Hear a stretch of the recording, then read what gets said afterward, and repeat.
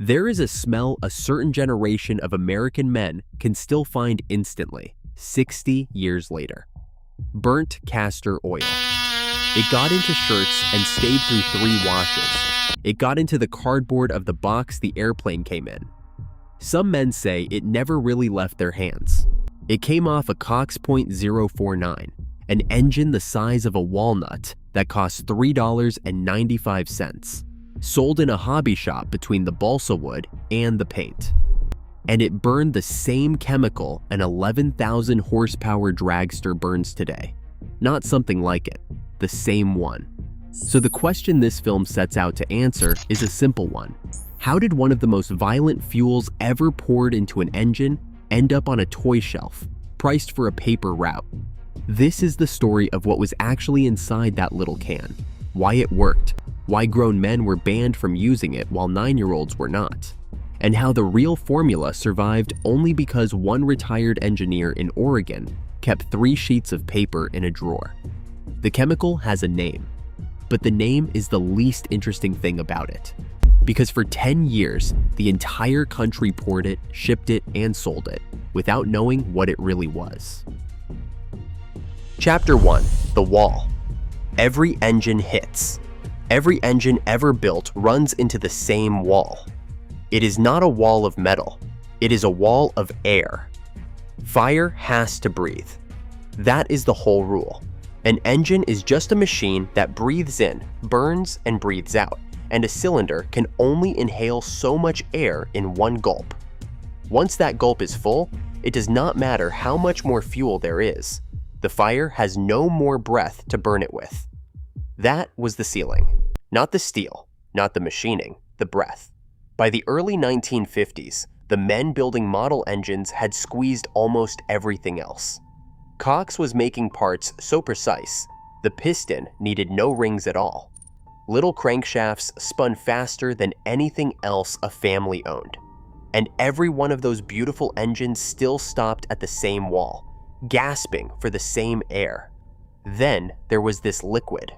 It did not have to wait for air, because packed inside every drop, folded into the liquid itself, was its own supply of oxygen, its own breath carried in the bottle.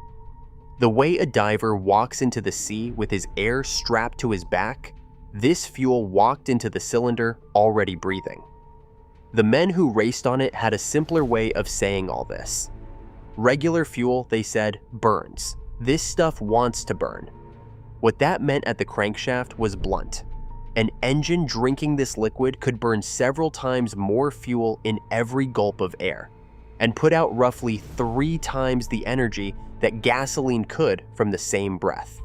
The chemical is called nitromethane, and the wall every engine hits, it walks straight through. Chapter 2. The America Inside One Tin Can. Before the story goes any further, it is worth stopping on something that was invisible to every boy who ever carried that can home in a bicycle basket. The can did not come from nowhere.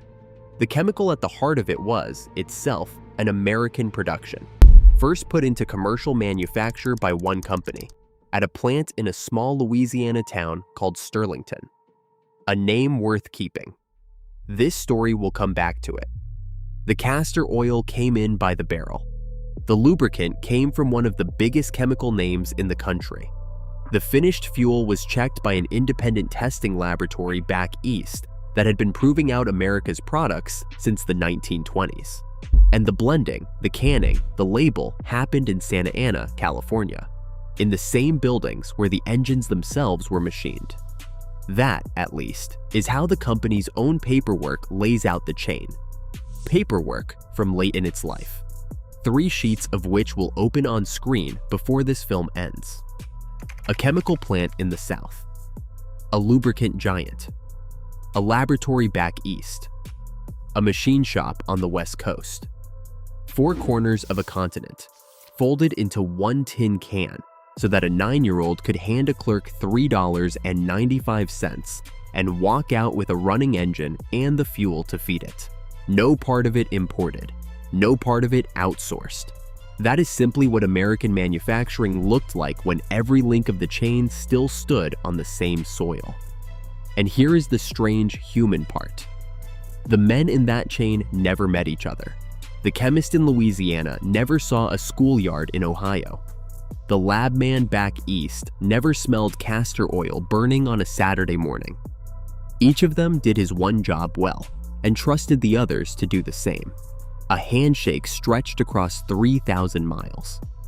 Not one of them, not the chemists, not the testers, not the machinists, knew the most important fact about the liquid they were handling, because in those years, nobody on Earth did. Chapter 3, Liquid Dynamite, 1947.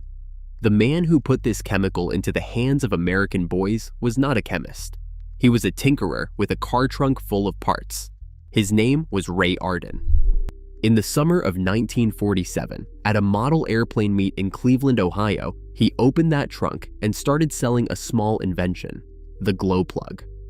A month later, he introduced it formally at the National Championships in Minneapolis. It was not, strictly speaking, a brand new idea, but Arden's genius was execution. His plug screwed straight into the hole where a spark plug used to go. In one season, thousands of temperamental spark ignition engines became simple, reliable glow engines.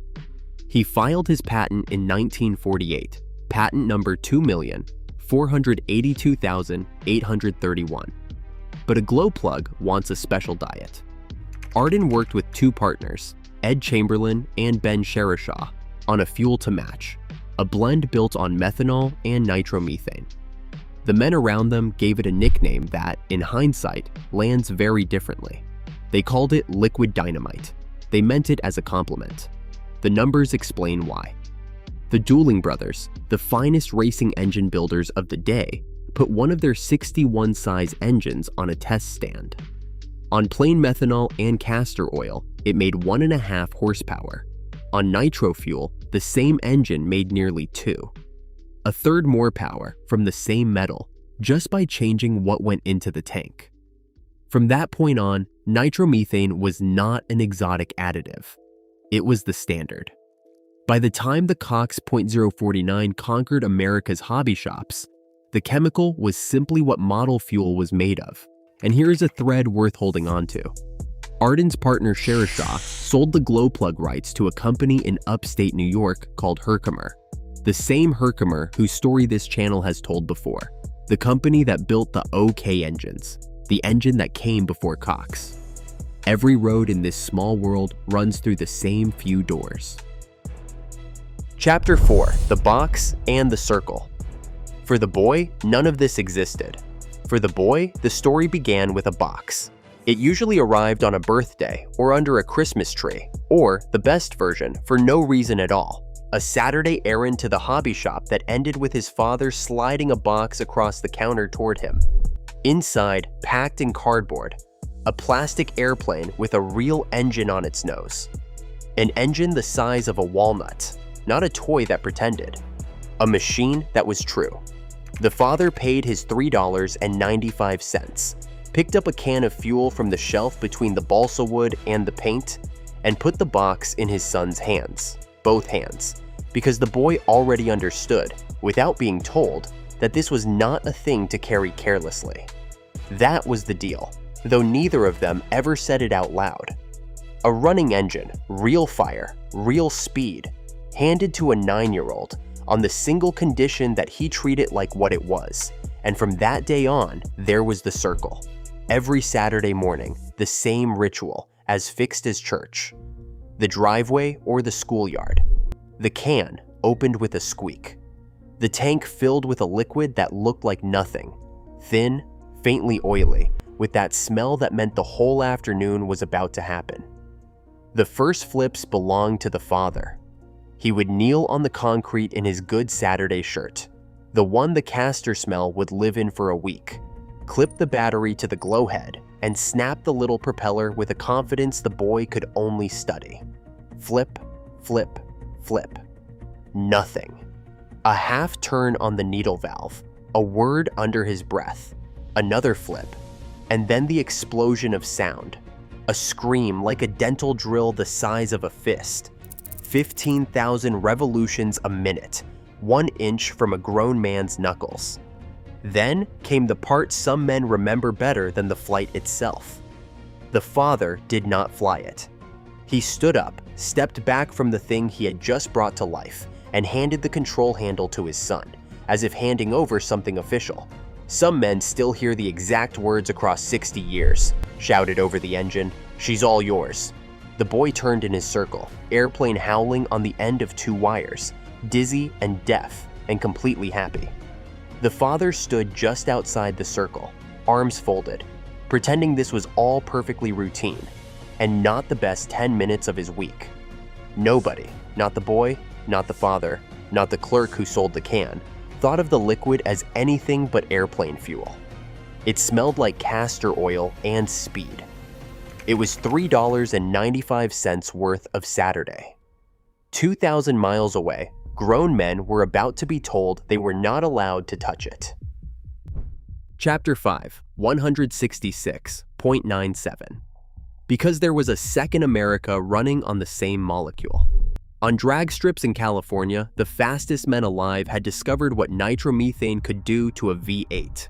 Load enough of it into a big engine, and the numbers stopped making sense. On the 3rd of February, 1957, at Lyons Drag Strip near Long Beach, a driver named Emery Cook pushed his fuel dragster through the traps at 166.97 miles an hour. 166. In 1957, on tracks with dirt shutdown areas and hay bales. The sport was not remotely ready for that speed. Not the brakes, not the barriers, not the insurance men. The highlight reels remember one thing about that day, the number, 166. But there is a detail almost every telling skips past, and it is the one that actually decided what came next. The engine that did it was, mechanically, perfect. It crossed the traps at 166 and could have done it again within the hour. What could not do it again was everything else. The shutdown area was dirt. The barriers were hay. The insurance tables had been written for a slower sport. Nothing on Cook's dragster failed that afternoon, and yet, the moment he lifted off the throttle, every track operator in California was suddenly standing on a strip that no longer worked. The machine was fine. It was the world around the machine that had just gone obsolete. Meanwhile, in the pits, the nitro men were doing a quieter kind of arithmetic, the kind that never made the sports pages, the kind a man only learned by paying for it. A motor that ran deep on nitro could win on Saturday and sit in pieces on the workbench by Sunday. The trophy on the shelf, the engine beside it torn open. The power was real. It just never came alone. Something always arrived with it. Those two pictures, a perfect machine on an obsolete track and a winner's engine lying in pieces beside its trophy, explain everything that happened next. One more thing from the people making this film. The story of what happened next is almost always told wrong. It blames one famous man who, the record shows, was barely even in the room. Setting that straight is a small twist this film is saving for the very end. Something was going to give. Chapter 6, Banned, March 1st, 1957. What gave way was the fuel itself. A week after Cook's run, the operator of the Santa Ana drag strip, a man named C.J. Hart, announced his track would run on gasoline only. 5 days after that, 7 more California strips met in Los Angeles and agreed to do the same. On the 1st of March, 1957, the ban took hold, and the National Hot Rod Association fell in line, announcing that its events, nationwide, would be gasoline only. The official reason was safety, and the danger was real enough. But the operators said the quiet part out loud. Hart told the press he was acting, in his words, almost solely on the clamor from participants to curb the skyrocketing costs of drag racing. Nitro made unbeatable power, and unbeatable power was destroying engines, emptying wallets, and thinning out the fields. The ban was about money as much as mortality. Either way, the line was drawn, and it stayed drawn for 6 years. Grown men, helmeted, strapped into steel frames, with fire trucks standing by, were forbidden this chemical. The hobby shops never got the memo. There was no memo to get. No rule, no law, no regulation on Earth said a word about the same chemical sitting in pint cans between the balsa wood and the paint. A boy could buy it with allowance money. And before anyone reaches for outrage, it is worth asking the honest question: why would anyone have objected? It was airplane fuel. It smelled like castor oil. As far as anyone in 1957 knew, anyone, anywhere, the stuff was about as sinister as lighter fluid. 15 months later, in a cornfield town in Illinois, that changed forever. Chapter 7: The Tank Car. Mount Pulaski, Illinois. A grain town on the Illinois Central Railroad, surrounded by corn in every direction. On the 28th of May, 1958, at the commercial solvents plant in Sterlington, Louisiana, the same Louisiana plant from the beginning of this story, the company that had first put this chemical into commercial production, workers filled a railroad tank car with roughly 10,000 gallons of pure nitromethane. The car was number GATX29633. It rolled north for 4 days, just another black tank car in a string of freight. On the 1st of June, it was standing on the main track at Mount Pulaski, standing still, and then it was gone, not burning, not leaking. Gone, along with a piece of the train, a piece of the track, and 2 railroad men. 4 more were injured. Where the car had stood, there was wreckage and a hole. One of the 2 men was never found. Not that day, not that summer, not ever. The people who searched said quietly that there was nothing left to find, that he had simply been erased. His widow waited 7 years, before a court would declare her husband legally dead, so that she could receive what was owed to her. No one had struck the car. No one had heated it. 10,000 gallons of a liquid that every chemistry reference in America classified as a flammable solvent, a cleaning fluid, an extraction agent, had detonated like a bomb, standing still on a spring morning for no reason anyone could see. Chapter 8: What Nobody Knew. The investigators did what investigators do. They measured the crater, they traced the routing, they interviewed everyone, and they came back with the only honest answer available: cause undetermined. The car was too completely destroyed to tell its own story. The best guess, and it remains a guess in the record, involved a bubble of air trapped in the liquid, compressed by some small everyday jolt until it flashed hot enough to set everything off. A hazard, it would turn out, that all liquid explosives share.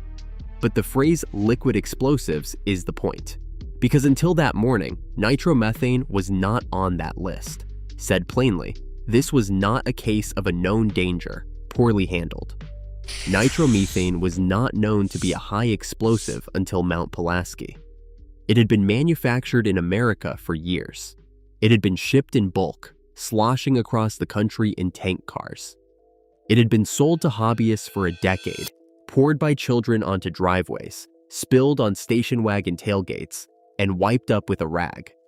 In all that time, through all those hands, the entire apparatus of American industry, the chemists, the railroads, the insurers, the government, had it filed under solvent. When it was tested properly afterward, the finding was blunt. Weight for weight, nitromethane carried more explosive energy than TNT. The response was immediate. 3 days after the blast, at the government's request, the railroads embargoed nitromethane tank cars nationwide. By September of 1958, bulk shipment by rail was prohibited outright.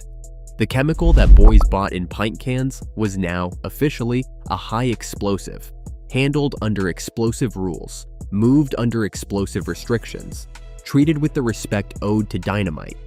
The Dragster men, it turned out, had banned it for the wrong reason a year early. And the whole country had been living with it, blind, for 10 years. Chapter 9: 10 years. Set the 2 dates side by side because the entire mystery of this story lives in the gap between them. 1947. Ray Arden's glow plug arrives, and within a year, nitromethane is a standard ingredient of American model fuel, on hobby shop shelves, in cans, next to the paint. 1958. America discovers what nitromethane actually is. 10 years.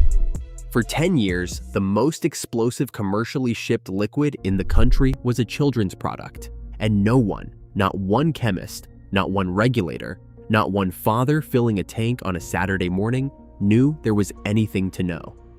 And here is the image worth sitting with. On the first Saturday of June, 1958, while investigators in Illinois were still measuring a crater where a tank car used to be, the driveways of America went right on being driveways. A father knelt on the concrete in his good shirt. A boy stood holding a control handle, bouncing on his toes. The can opened with its squeak, the tank was filled, the propeller was flipped. Neither of them had the faintest idea that the liquid between them had just rewritten the federal rulebook on explosives. The viewer of this film now knows something that father was never told in his lifetime. He poured it anyway, carefully, the way he did everything, and the engine screamed and the boy flew. There is no villain in that sentence, and that is precisely what makes it worth a whole film. Nobody was reckless, because recklessness requires knowledge. The truth is stranger and a little colder. An entire industrial civilization can manufacture a thing, measure it, can it, label it, ship it, sell it, and still not know what it is holding. And the model fuel? It was never banned. Not in 1958, not ever. The quantities were small, the cans were sturdy, and the record, honestly, gave no reason. Millions of boys, millions of cans, and the driveways of America produced no Mount Pulaski. The engines just ran, which leaves the last question, the one this film exists to answer. After the whole country learned the truth, one company in Santa Ana kept right on blending this chemical for children for decades. What did that look like on the inside? The answer survived in a drawer in Oregon. Chapter 10. The Drawings. The formula was never printed on the can. It was never published in a catalog. For 50 years, the men who flew these engines argued about what was actually inside, and the answer survived, as far as anyone knows, in exactly one place. 3 sheets of paper, kept by a retired Cox research man in Bend, Oregon, and passed around by collectors ever since. They are dated April 1977, late in the company's story, when the machines and the methods were fully mature. And what they are tells you everything about who Cox was. They are not recipes.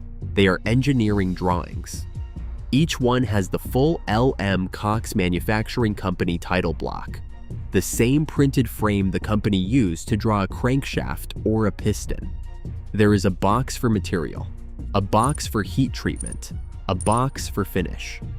There is a tolerance note in the corner, down to 1/64 of an inch. There is a revision box with an engineering change order number in it. They drew their fuel the way they drew their metal. 3 drawings, 3 fuels, 1 ladder. Glow power fuel, 10% nitromethane for everyday flying. Flight power, 15%. And race power, 30%, for the boys who wanted what the Dragster men wanted. The racing fuel was not even mixed from scratch. It was built on top of the flight fuel, the way a machinist roughs a part and then finishes it. The batch cards read like a pharmacist's ledger. Every ingredient weighed, every gallon accounted for, and on the flight fuel sheet, the arithmetic closes itself out like a proof. The ounces add up, line by line, to exactly 128. 1 perfect gallon. A company blending airplane fuel for children, balancing its chemistry to the ounce. And they did not even trust themselves on the one number that mattered most. The flashpoint on all 3 drawings is credited to an outside referee, an independent testing laboratory, the same kind of quiet institution that had been checking America's products for half a century. A single batch of the everyday fuel ran to 8,500 gallons, of which 857 gallons was pure nitromethane. Hold that number against the one from Illinois. The tank car that vanished at Mount Pulaski, the one that erased a man so completely his wife needed 7 years and a courtroom to bury him, held 10,000 gallons. roughly 12 Cox batches, the same chemical, the same country, 20 years apart. One of them uncontrolled, misunderstood, and lethal. The other measured to the ounce, tolerance to a 64th of an inch, and checked by an independent laboratory so that it could be handed to a child. That is the answer to the question this film opened with. The difference between a bomb and a toy was never the chemical. It was the discipline wrapped around it. And that, in the end, is what the father in the driveway was really handing his son on a Saturday morning. Not just an engine. The trust he placed in those small hands had been earned upstream, ounce by measured ounce, by men he would never meet. The last links of a chain that ran from a Louisiana chemical plant to a title block in Santa Ana that read like a promise. That can is gone now. Not banned, just gone, along with the company that filled it and the supply chain that fed it. The plant in Louisiana, the laboratory back east, the loading dock in Santa Ana. The chain of American hands that once stood between that violent molecule and a 9-year-old's thumb quietly dispersed, one link at a time. But the engines are still here, in coffee cans and garages, in boxes and basements, by the dozen sometimes, because the men who loved them never could stop at one. And here is the part that would have made those Cox engineers nod. 60 years on, most of them still start. Which brings this story back, one last time, to the man who lit it. Ray Arden never saw most of what his invention became. Within months of the glow plug's debut, he sold his rights and stepped away, out of the story he had started, the same way he had entered it. Quietly, from the trunk of a car. He was gone from the business before the Cox .049 existed, before the drag strips banned his fuel's key ingredient, before Mount Pulaski taught the country what it had been holding. But every single time one of these engines catches, on a workbench in Ohio, in a garage in Oregon, 60 years and a whole world later, it is still his little coil of wire making the fire. And it is still, at bottom, his liquid dynamite answering it. Some men build empires. Ray Arden handed a country a match and let go. Chapter 11, Bookend. 60 years later, the engine still starts. It takes a fresh battery, a little patience, and the same 3 flips it always took. But on a workbench in a garage, in the hands of a man in his 70s, the little machine screams back to life exactly the way it did on a driveway in 1962. The father is gone now. Most of them are. The Good Saturday shirt, the kneeling on the concrete, the half-turn on the needle valve, and the word under his breath. All of it lives in exactly one place anymore. The smell. Because a man who grew up on these engines could close his eyes tonight, catch one breath of burnt castor oil, and be 9 years old again, standing in a driveway, holding a control handle, while his father steps back from a screaming engine, folds his arms, and shouts over the noise, the 4 words that meant everything. She's all yours. He was holding a high explosive the federal government had barred from bulk shipment by rail. Dosed, tamed, and toleranced by men who drew liquids the way other men drew crankshafts, so that a father could put it in a boy's hands and trust it. Nobody ever told him. There was nothing to tell. It was just airplane fuel. It smelled like Saturday. It smelled like his father standing in the driveway. It smelled like being trusted with something extraordinary. And out of this whole story, there is one thing small enough to carry home, and it is not about engines. The chemical never changed. The same molecule that erased a man in Illinois lit up a boy's Saturday in Ohio, one of them uncontrolled. One of them measured to the ounce. The difference was never the thing itself, it was the care wrapped around it. And that is true far beyond fuel. A car, a craft, a family name, anything powerful ever placed in younger hands. The thing is never the gift. The discipline around it is the gift. The fathers who knelt on driveway concrete knew that without ever saying it. It took the rest of the country a tank car in a cornfield to learn. The smell never really left. It never will. And the small twist this film promised to save for the end. For almost 70 years, the nitro ban of 1957 has been blamed on one man, Wally Parks, the head of the sanctioning body, the most famous name in the sport. The record says otherwise. The ban was forced on him by the track operators, decided in a meeting he was not part of. He did not even deliver the announcement himself that fell to a lieutenant. History pinned it on the man with the famous name. The paperwork points everywhere else. Stories like this one get corrected by the men who lived them, and that happens in the comment box below, where every correction is read. For more of America's quietly extraordinary machines, told at this depth, a subscription is the strongest vote there is.